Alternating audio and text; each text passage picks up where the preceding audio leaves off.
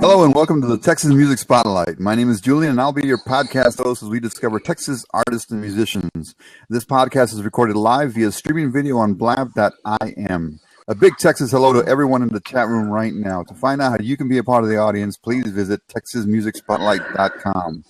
Today's spotlight artist is from San Antonio, Texas. He is a Grammy-nominated singer-songwriter musician, Latin Division, the 2015 Modern Country Male Artist of the Year Country Blast Radio Awards, and he's endorsed by Electro Voice Pro Audio. Please welcome to the spotlight, Buddy Boy Vargas. Hello, hey, everybody. Buddy. How you guys doing? Buddy, thank you so much for doing this. I really appreciate this. Well, thank you for putting this together for artists like us, have somewhere a platform, basically. That's the reason I'm doing it, man. I got a lot of friends who are musicians, and I just want to help them in any way I can. With the show, I always want to start off with a song. So what's the first song you're going to do for us, buddy? Oh, yeah, sure. I'd like to do a song called Texas Girl, and I like to tell a story behind this one. Every time I play this song, I always ask three questions. I always ask, are there any Aggies? Are there any horns? Or are there any Red Raiders in the building, right? And I usually get a yay or a boo or a no or nothing at all, depending on what part of the state I'm in. Right. And the song is kind of commonly known as the college shirt song, but it's actually called Texas Girl. And it doesn't matter what part of the state she comes from or what the alma mater, as long as she's from Texas. And that's what this song is all about, Awesome.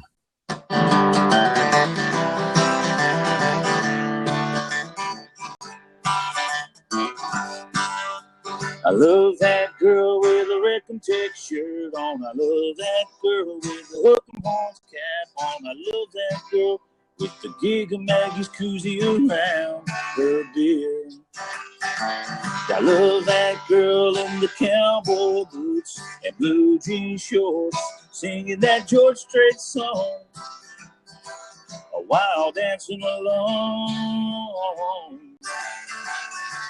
No matter what the alma mater, well, I want her, yes I want her. You got your gig 'em, got your hook 'em, got your get your guns up. Texas girls are what I want, no matter what part of the state that she comes from. It don't matter. You got your gig 'em, got your hook 'em, got your get your guns up. Texas girls are what I love, and all my exes can be from Texas. That's fine with me. A Texas girl is what I need. Yeah.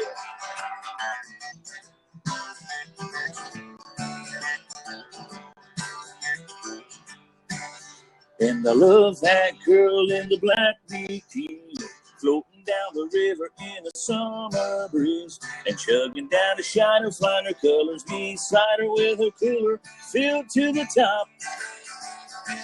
No matter what the alma mater, well, I want her, yes, I want her. You got your gig 'em, got your hook 'em, got your get your guns up. Texas girls are what I want, no matter what part of the state that she comes from. You got your gig 'em, got your hook 'em, got your get your guns up. Texas girls are what I love, and all my exes can be from Texas. That's fine with me. A Texas girl is what I need. You got your gig 'em, got your hook 'em, got your get your guns up. Texas girls are what I want, no matter what part of the state that she comes from. Thanks, Career Point. You got your gig 'em, got your hook 'em, got your get your guns up. Texas girls are what I love, and all my exes can be from Texas. That's fine with me. A Texas girl is what I need. Yeah.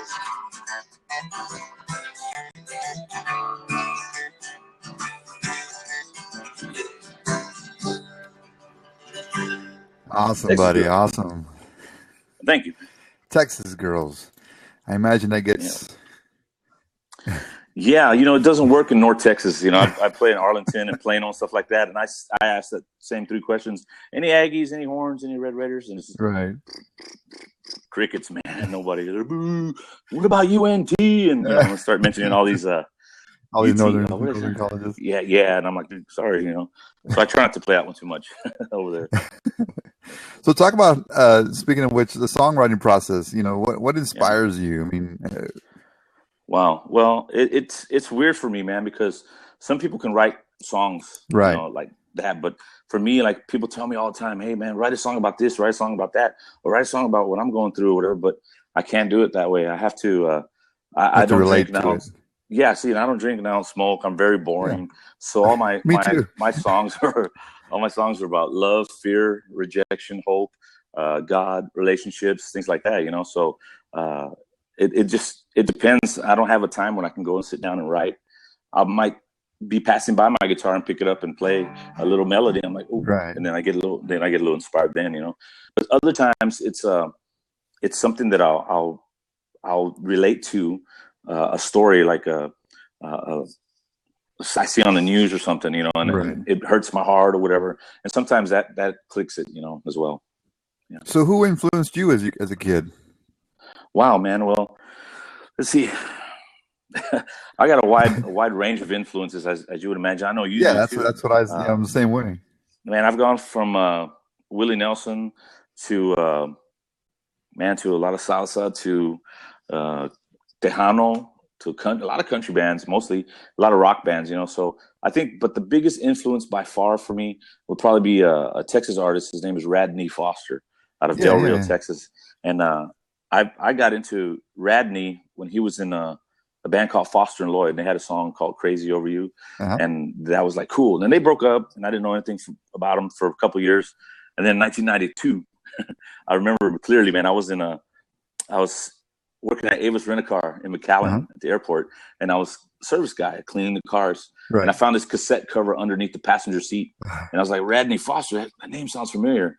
And the cassette was in the player, right? So I as I took off to go wash it, the first song that came on was Nobody Wins. Nobody wins, we both lose. Uh-huh. And I was like, wow, the lyrics that this guy writes and all that stuff, that changed my songwriting direction, man, because I was trying to write, hokey pokey country songs back then, right. And he just, by far the biggest influence, aside from, I'm sorry? No, man, I've met him a few times, man, and got to tell him the story and everything. He's real cool, real nice guy, but I've never got a chance to work with him or open for him or anything yet. Hopefully down the road. Yeah. My son's saying audios. Yeah.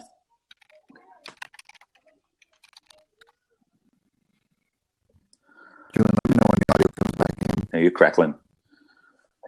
Yeah.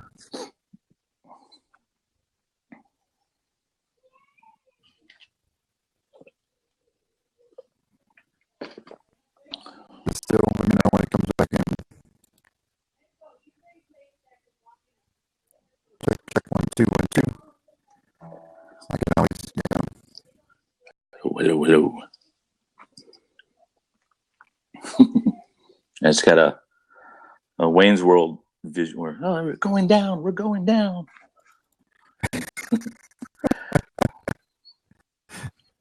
It's always the host. Bad cable. Jiggle your cable. No, it was fine. It's fine up and hold on up, buddy. Let me know when it clears up to it.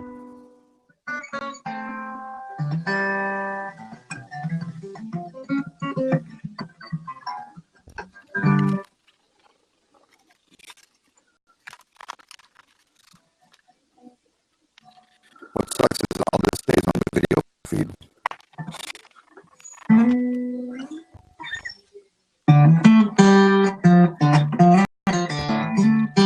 I just play your theme music.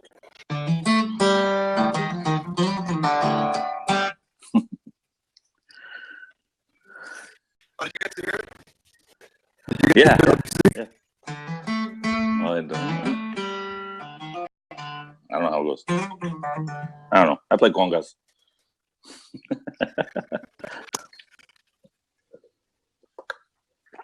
I'm like a 3-chord guy, you know. I just know the basic chords. I don't know the names of what I'm playing, you know.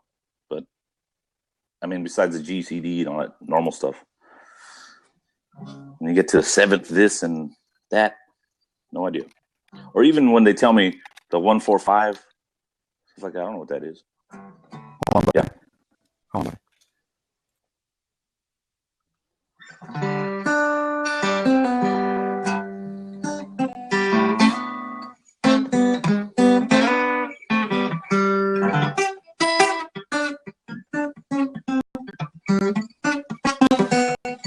How's the audio now? There you are. It's good? Yep. Is it good now? Everything's good? Hello, hello, hello. Can you hear me? I hear you. Far away. Hold on. Yeah, you sound like you're in San Antonio and I'm in New Braunfels. How's that right there? Still far away.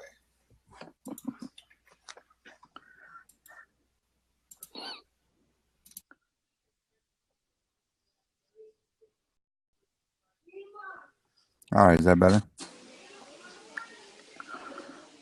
All right. Right on. That's the only thing that sucks about this platform. It's still very glitchy, and this happened last week with Laura. Anyway, get back to it. Talk about family. I know you've got kids, buddy.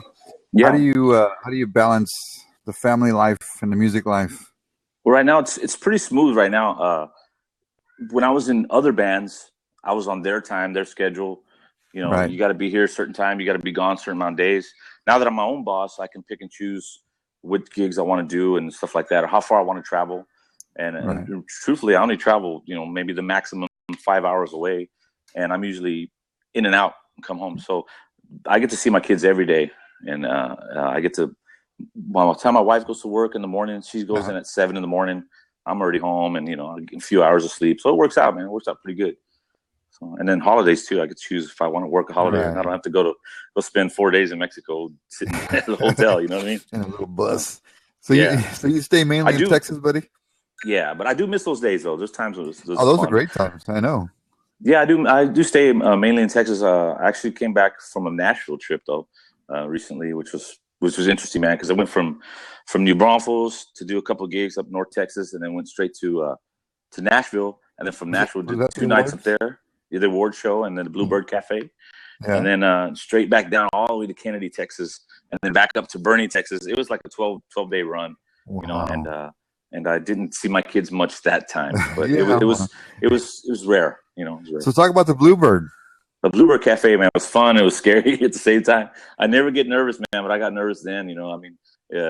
We get, it's a listening crowd for once. Right. For one, nobody speaks. You're not allowed to speak. You'll get kicked out. But I mean, It's just all respect. There's a bunch of artists there and industry people, and Miss Trisha Yearwood was out there. We saw her there, and she's intimidating woman, I must say. But I was nervous, man. But it's a fun experience, and I'd love to do it again. But it's tough to get in there. I had to myself and Jason Martinez from the Electric Cowboys. He was there too. He was able to get in as well because I think I saw those pictures, man. And it was fun, man. And it was cool. But he got in on. You have to call from. You have 11 a.m. till noon that Monday morning to call in and try and get on the list. Wow. And it took me 72 calls. It took Jason 1 call. Oh man! But I mean, we had a good time, and it was fun. How do they determine that? How do they determine? You just call and okay, you're on the list. You're on the list. They check. You know what I mean? So they just answer. They got a guy answering phones, and you get a busy signal. I got 71 busy signals, and one went through. So 72 calls, and I was on. How much time do they give you there?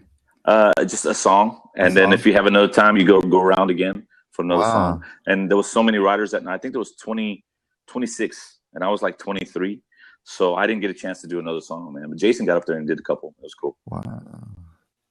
So talk about the songwriting. Is that something you're looking to do down the line? Is just write for somebody else? Yeah. Well, see, I was just talking to my wife about that. I was telling her I can't go out and do this forever. I mean, I do 3-hour shows 4 or 5 nights a week. Right. That's a lot of of wear and tear. And my main thing that I want to do and that I've always wanted to do is just be a writer.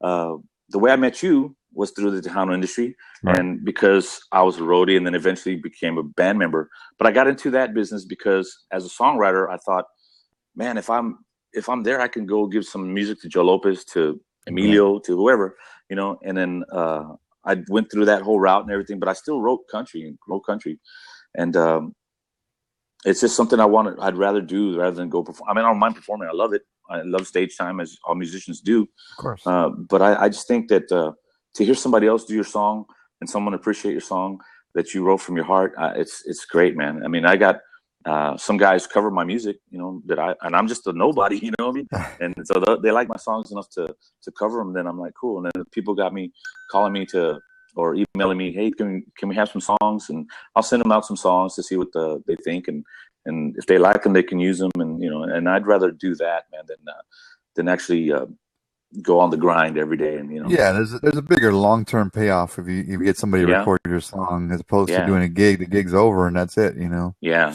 That's paying the bills, you know. I mean, don't get me wrong, I'm feeling blessed and everything because I have a lot of work. I think at the end of this year, I'm going to finish with about 218 shows for this year.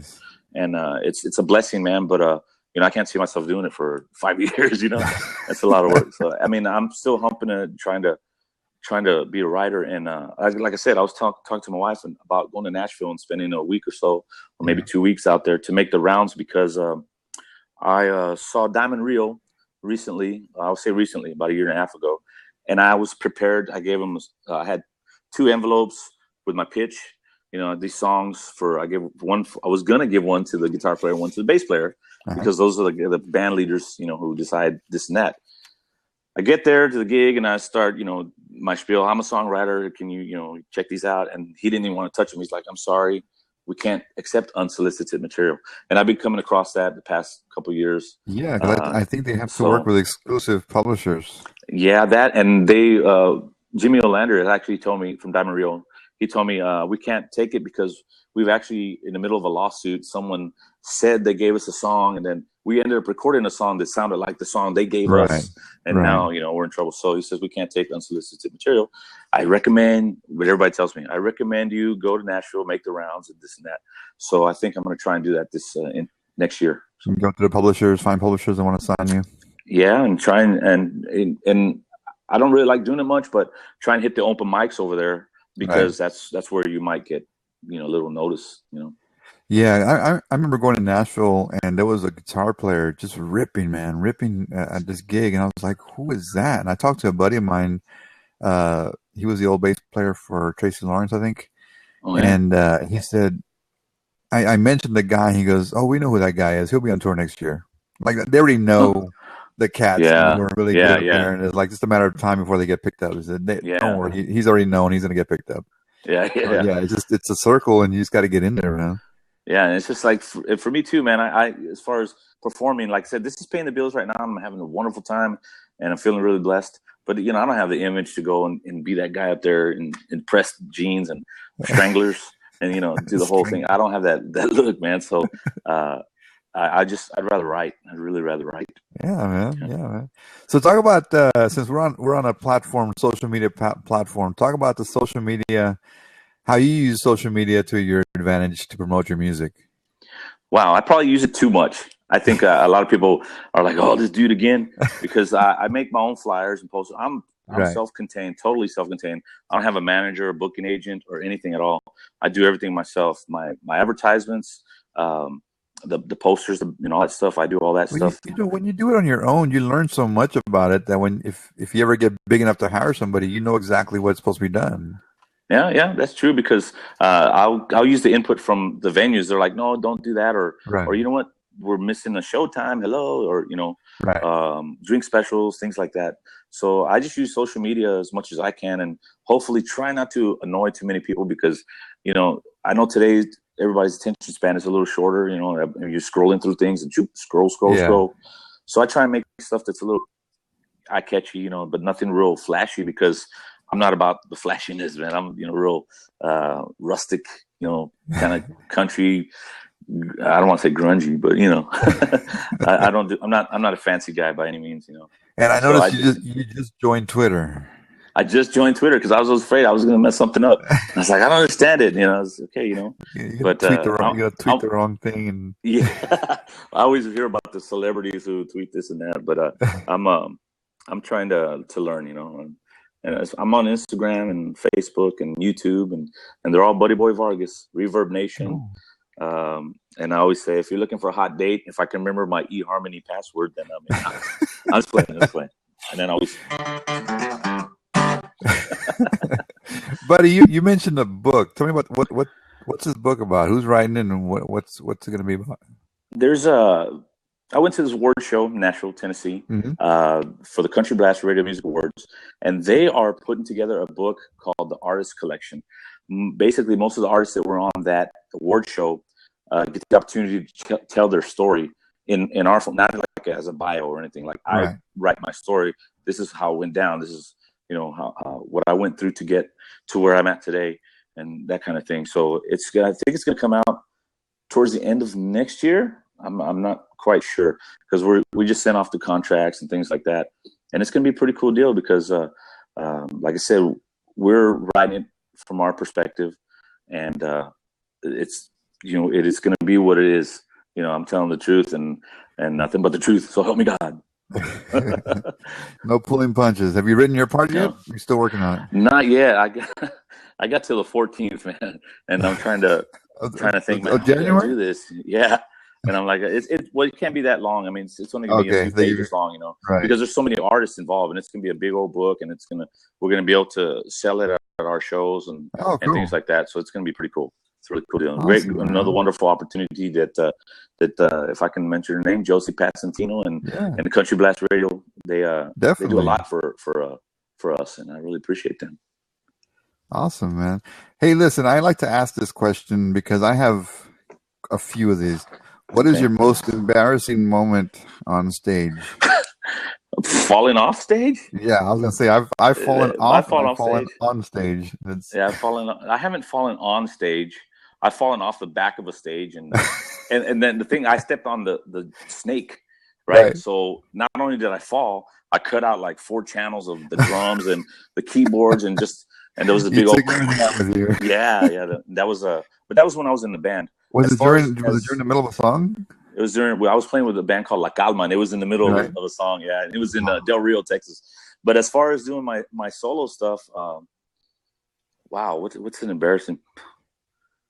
I don't think I've had one yet, and I'm probably just jinxed myself. They don't throw bras at you and. Oh no. No. I meant the guys. The guys don't throw. Yeah, they got what do they call the Under Armour ones? No, man, I haven't. I don't do well with the ladies. I'm not good looking. I'm just interesting. No, but I haven't had any real embarrassing moments by myself. I might have said a few dumb things, but we all do that, though. Yeah. I did quite a lot. But. Hey, buddy, talk about the scene you're in here in town. I know we've got a pretty good, decent singer-songwriter country scene here in San Antonio. What's your opinion of the scene here? Well, to be quite honest and frank, and like I said, I'm not pulling any punches, man. It's hard to get into certain people's circles. There's certain artists in San Antonio that they're just not. They don't help you out, like as we should be helping each other out. I've helped a lot of folks, and not with much because I don't have much, but I've offered them gigs, details, and contacts and things like that. But when it comes to returning the favor, some guys just won't do it, and it's a shame, man, because the scene could be that much better, To me, it's not a competition, man. I mean, this is how I buy my diapers for my little girl. Right. This is how so I'm not in a competition. I mean, but it's just so unfortunately that a lot of guys are. But there is a lot of good guys out there and a lot of great music, man. So much great music. That's what I'm discovering with this thing. We've gotten a lot of submissions to be on the podcast, and I'm listening to this music. I was like, man, there's a lot of great stuff out there just to hear in Texas. You know what I mean? Yeah. Oh yeah. Well, and you can make a good living in Texas, man. Just Texas by itself. Yeah. We have a question from the chat room. Do you ever forget from? Hold on, let me find out who it's from so I say it right. This question is from Dennis Hyde. Do you ever forget the words to the songs? Oh yeah, man, all the time. Yeah. So it's especially, you know, I do a lot of covers. I do a lot of George Strait covers and stuff like that. So sometimes I forget those ones, but the ones that I forget the most are my own. And it's a weird thing. It's a weird thing. So what I always say Well, is, it's actually my better, song. buddy, because if they don't know your song, you can That's make what I up as say. you go. That's exactly what I say. I said I'm gonna try and remember the song, and if I don't remember it, then I'll just make up the words. You will never know. Right. You know, but no, it's sometimes I forget the words, and if I do, it's since I play solo acoustic, I just can play the guitar a little bit longer and just till I remember the words. You know. So yeah, but yeah, I forget them all the time. Yeah, Dennis. Dennis said, "Don't drink too much." I think you mentioned Buddy. Yeah, I Buddy don't drink. doesn't drink, he doesn't Yeah. smoke. I He's don't very drink boring. if I'm very bored, and if I do something idiotic, it's just me being idiotic. It's not nothing, no liquor or nothing. I will say this though, I have discovered that taking a whiskey shot, if you got a hoarse throat, it works. And, I mean, a shot will last me a whole set. By the way, because I sip it, I can't. It's like teetotaler. Yeah. Now, Buddy, I didn't know you played guitar back when I met you back in the day. Yeah, I played a little bit. Yeah, you dabble in it. Yeah. How much of what you do helps or hinders your songwriting? Well, the hindrance is that I only know a few chords. You know, so like if I hear where I want my voice to go, I don't know the chord to take it there. If I hear a bend in it, you know, say like there's singers who can do a lot of runs, right? I'm not that singer, you know, but there might be a song where I hear a bend in there, you know, and like I think the only weird chord I've ever used is like a B7, I guess. You know, and so I don't know a bunch of stuff. So that's what hurts me the most as far as songwriting stuff, you know. But what helps is, you know, I can do English and Spanish, so that's cool. Yeah. All right, buddy, we've come to the part of the show that I really like, and I call it the Texas two-step. It's two questions that have nothing to do with music, and they're written by my son, who's in the chat room. All right, UNT. I have no idea what the question is. He doesn't show me. He just gives me the card. He gives me the card, and I can show you where he gives me the card that has this question, buddy. Question 1. Okay. It says, "Who is the easiest to buy gifts for, and why?" Who is the easiest to buy gifts for? My kids right now. They're 3 and 5. Boom. There you go. They'll play with the box. They'll play with the remote control for the TV, but not the awesome remote control truck that I just got them. Yeah, you know what I mean? So, yeah. Question 2. What song can you not help but dance groove to? Wow. The one that comes on the radio and you're just like, oh, you got to move. Oh, man. You know what? I think I'm a terrible dancer for one. But the one that it's a funny thing because I'll speed if I hear just a rainbow in the dark by Dio, right? But I'll be grooving if I hear I see you driving around town with the girl I love. CeeLo Green, you know what I mean? That's a cool song. That's got a cool Motown thing to it. I like that. Yeah, but I like all kinds of music, man. So yeah. I do the same thing. Sometimes I put like some old Iron Maiden on and I notice my foot gets a little heavier. Yeah, I'm looking at my speedometer. Like, oh, I better slow down. Yeah, but Rainbow in the Dark, man, that intro gets me every time, man. But we come to the last part of the song, the last part of the show. What's the last song you perform, and tell us about it? Okay, yeah. This song is actually one I got to play at the Bluebird, and it got a really great response. And it's a true story. I wrote it for a friend of mine in Schertz, Texas. His name is Glenn Celine. Glenn and his wife, Alyssa, they were married for 31 and a half years when she suddenly passed away. And wow. I spoke to Glenn after the funeral, I don't know, probably a month or so after the funeral. And I asked him, how you doing? Are you getting along okay? And all, all that stuff, just being concerned about him. And he says, man, it's hard getting through day-to-day life without her. And, coming home to a big empty house and big old empty bed after 31 and a half years of marriage. And he says, she was my best friend and she never made me cry.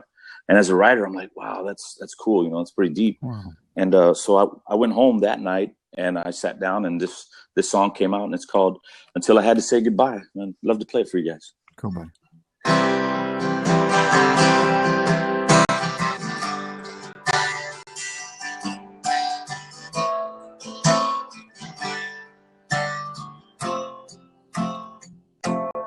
As I collapse in my bed, Another long day is gone, and laying with my thoughts can get used to sleeping all alone, drifting off to dream. They're always about you. The silence gets so loud, there's nothing I can do. It seems my life is turned upside down, but with the angels, it's where you belong now. Every night when I pray I see you again. And if I die before I wake, I pray I'm holding your hand and kissing your pretty face, 'cause I'm missing my best friend, the one who never made me cry, until I had to say goodbye.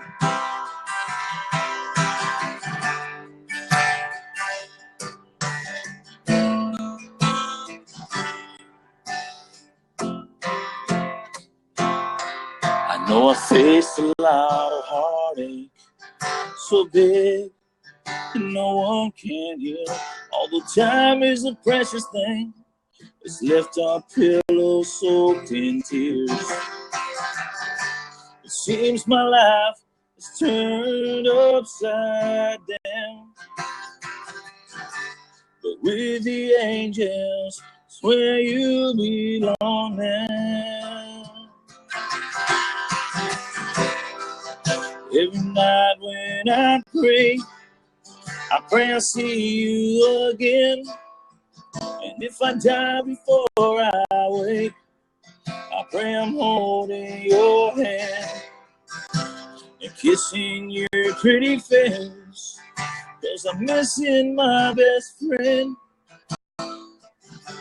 the one who never made me cry, until I had to say goodbye.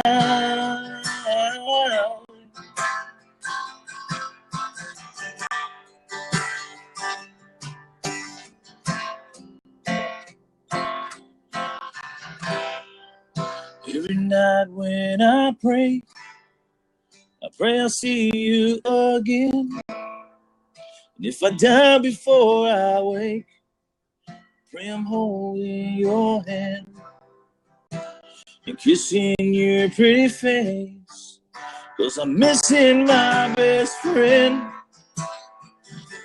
the one who never made me cry, the one who never made me cry, until I had to say goodbye. Until I had to say goodbye. Until I had to say goodbye.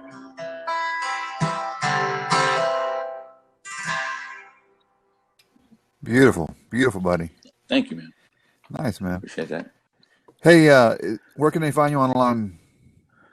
Online? Yeah, you can find me on Facebook.com/Buddy Boy Vargas, YouTube.com, Buddy Boy Vargas, Instagram.com, Buddy Boy Vargas. What was the dating site you said? Twitter.com, Buddy Boy Vargas, and eHarmony.com. Farmers only. No, but yeah, all those sites, and I'm on them all the time. I mean, I stay at home with the kids, so any chance I get, I'm picking up the phone and What kind of pictures do you post on Instagram? Oh well, just me at the beach in my leopard thong and rollerblades. No, man, just advertising. A lot of videos. Just Yeah. I see you post a lot of videos, man. That's cool. And just trying to keep it interesting. Trying to get fans, and I'm starting to get. Well, I don't like to say fans. I'm starting to get friends from all over. Man, I'm the same way, buddy. I hate the word fans. I don't like it, man. I prefer to say they're friends or they like what I do. Exactly. Same way, it's weird. It's a weird feel to say that. I don't. Is it because we're musicians first? I don't know, man. I don't know. I guess because I can appreciate someone's work. Maybe that's why too, you know. Yeah. So But I mean, I can call myself a fan of somebody, but I don't like to call somebody you know who. what? Me too, man. I'm a Radney Foster fan all the way through and through, Right. you know, and Julian fan as well. It always feels awkward when I say, you know, they're fans or something like that. Yeah, no, but I use that social. I'm on it a lot, social media, you know, just like especially Instagram, and like so I'm trying to get friends from all over, from Nashville and from everywhere else, and it's a crazy thing, man, because this 2015 has been really, really, really good to me, man, and I hope it continues to 2016, you know, and it's a lot of hard work though, but you know, it pays off, man. It's well worth it. It's always fun. Yes, sir. I met a lot of great people, man. A lot of yeah. great friends, man. A lot of great friends, man. Yeah. Buddy, thank you so much for doing this. We've come to the end of the show. Thank you to everyone here on the Blab.im and everyone listening to the podcast. And most importantly, thank you, Buddy Boy Vargas, for sharing your time and your music. My name is Julian, and this has been the Texas Music Spotlight.